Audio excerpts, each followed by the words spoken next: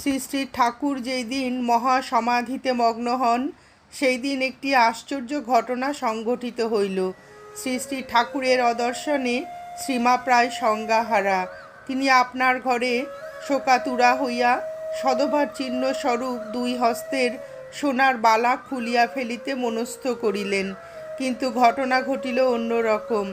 শ্রীমা যখন হস্তের বালা ইত্যাদি খুলিতে উদ্ধত হইলেন, তখন তিনি চাক্ষুষভাবে প্রত্যক্ষ করিলেন যে শ্রী শ্রী ঠাকুর স্থূল শরীরে আবির্ভূত হইয়া তাহাকে হস্তের বালা খুলিতে নিষেধ করিতেছেন।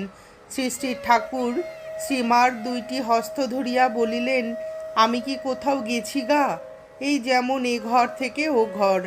শ্রীমা শ্রী শ্রী ঠাকুরকে প্রত্যক্ষ দর্শন করিয়া ও তাহার শ্রীমুখের অভয় বাণী শুনিয়া হাতের বালা এবং কপালের সিঁদুর সেই সঙ্গে মুছিতে যাইতেছিলেন, কিন্তু